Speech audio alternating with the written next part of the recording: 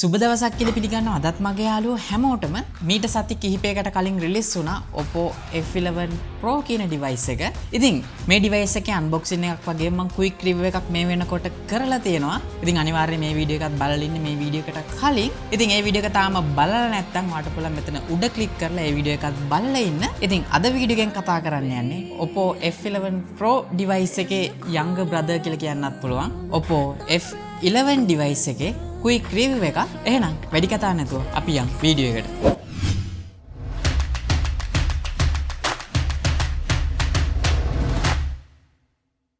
ඉතින් අපි මුලින්ම මේ device එකේ specification ගැන පොඩ්ඩක් කතා කරලිමු. මේක අපිට බලා ගන්න පුළුවන් Android ලගේ latestම version එක වෙන Android 9.0 Android 5 වගේම මෙයාලගේ latestම ColorOS එක. ඒ කියන්නේ ColorOS 6 එකත් අපිට මේ device එකේ බලා ගන්න පුළුවන්. ඒ වගේම තමයි මේකේ chipset එක ගත්තොත් අපිට බලා ගන්න පුළුවන් වෙන්නේ MediaTek Helio P70 කියන chipset එක.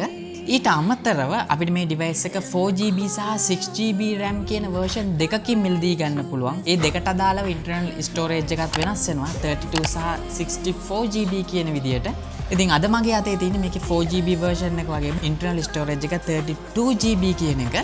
දැන් අපි මේ device එකේ design එක ගැන පොඩ්ඩක් කතා කරලෙමු. ඉතින් මේකේ back side එක ගත්තොත් එහෙනම් අපිට බලා ගන්න පුළුවන් වෙන්නේ polycarbonate කියන plastic material එකක්. ඒ වගේම තමයි මේකේ back side එකේ අපිට බලා ගන්න පුළුවන් dual camera setup එකක් වගේම ඊට පල්ලෙහෙන් dual tone LED flashlight එක. ඒ වගේම තමයි fingerprint sensor එකත් ඊට පල්ලෙහෙන් බලා ගන්න පුළුවන් අපිට.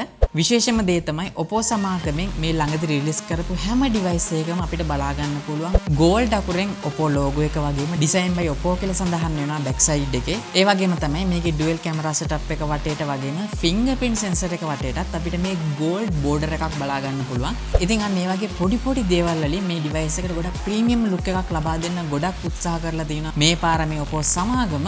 ඉතින් අපි මෙච්චර වෙලා කතා කරේ මේකේ back side එක ගැන. අපි දැන් මේකේ ඉස්සරහා පැත්තට එමු. මේකේ අපි display එක පැත්තට આવුතින් අපිට බලා ගන්න පුළුවන් වෙන්නේ අඟල් 6.53ක full HD plus IPS screen එකක්. ඉතින් මෙයාලා front facing camera එක දාලා තියෙනවා මෙයාලගේ සුපුරුදු water drop notch එකට. ඉතින් අනිත් අවාසනාවන්ත දේ තමයි මේකේ අපිට LED notification light එකක් බලා ගන්න වෙන්නේ නැහැ. ඒ වගේම තමයි මේ device එකේ වම් අත පැත්තට આવුතින් අපිට බලා ගන්න පුළුවන් volume rockers වගේම hybrid dual sim tray එක.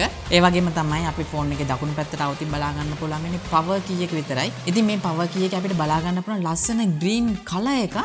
ඉතින් මේ කලර් එකත් මම හිතන්නේ මේකට ඇඩ් කරලා තියෙන ගොඩක් ප්‍රීමියම් ලුක් එකක් ගන්න. ඒ වගේම තමයි ෆෝන් එකේ උඩහ කොටසට આવුතින් අපිට බලා ගන්න පුළුවන් වෙන්නේ noise cancellation mic එක විතරයි. ඒ වගේම device එකේ පල්ලෙහාට આવුතින් අපිට 3.5mm headphone jack එක, noise cancellation mic එක වගේම micro USB port එක සහ speaker එක බලා ගන්න පුළුවන්. ඉතින් මේ device එකේ අපිට dual camera setup එක බලා ගන්න පුළුවන් වෙන්නේ megapixel 48ක main sensor එක වගේම megapixel 5ක depth sensor එක.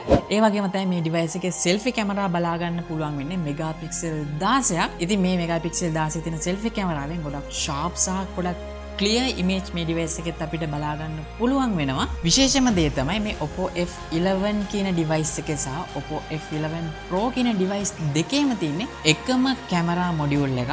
මේකේ වෙනසකට තියෙන්නේ මේකේ pop-up cameraවක් දාලා තිනවා selfie cameraවට. නමුත් මේ device එකේ pop-up cameraවක් නැහැ. නමුත් මේ device දෙකේම තියෙන්නේ එකම camera module එකක්. ඉතින් විශේෂම දෙයක් තියෙනවා කියන්න. මොකද මේ OPPO F11 Pro එකට එන්නේ mAh 4000ක බැටරියක්. නමුත් මේ OPPO F11 ෆෝන් එකට එන්නේ mAh 4020ක. ඒ කියන්නේ මේකට වඩා mAh 20ක් මේ device එකේ වැඩි. ඒ වගේම quick charge support කරනවා. ඉතින් ඔන්න ඔය specification තමයි මේ OPPO F11 ෆෝන් එකේ බලා ගන්න පුළුවන් වෙන්නේ. ඉතින් එහෙම බලනකොට ඔයාලා මොකද හිතන්නේ? මේ device එක රුපියල් 75000ක් වෙනවා. ඒ කියන්නේ OPPO F11 Pro ෆෝන් එක. නමුත් මේ device එක ඊට වඩා ගොඩක් අඩු වෙන්න පුළුවන්. සමහර විට රුපියල් 50000 හෝ 55000 අතර මුදලකට තමයි මේක ගොඩක් වෙලාවට launch වෙන්න ඉඩ තියෙන්නේ. තාම ලංකාවේ official විදියට නැහැ. නමුත් මේ මාසේ අන්තිම වෙනකොට ඔයාලට මේ device එකත් ලංකාවේ මිලදී ගන්න පුළුවන්. ඉතින් ඔයාලගේ idea එකත් පල්ලෙහා comment එකක් දාන්න. මොකද phone දෙකේම අපිට බලා ගන්න පුළුවන් වෙන්නේ එකම specification. නමුත් ලංකාවේ බොහෝ දුරට මේක 6GB version එක නැති වෙයි. ඔයාලට ගන්න පුළුවන් ඉන්නේ 4GB version එක විතරයි මම දැනුවත්ව. ඉතින් එහෙම බලනකොට මේකේ අපිට අඩු වෙන්නේ මේ උඩට යන pop-up කැමරාව විතරයි. ඉතින් මේ වීඩියෝ එකට කැමති නම් ඔයාලට පුළුවන් මේකට like කරන්න, comment කරන්න සහ යාළුවන්ටත් බලන්න share කරගන්න. ඒ වගේම ඔයා මගේ YouTube channel එකට තාම අලුත් කෙනෙක් නම් වඩා පුළුවන් පළල තියෙන රතු පාට subscribe button එක press කරලා subscribe වෙන්න. ඒ වගේම ඊට හැපැත්තේ තියෙන bell icon එක press කරලා තමයි මම දාන හැම වීඩියෝ එකක්ම හැමෝටම කලින් ඔයාට බලා ගන්න පුළුවන් වෙන්නේ. එහෙනම් මේ වගේ වීඩියෝ එකකින් හමු වෙනකම් හැමෝටම සුබ දවසක්.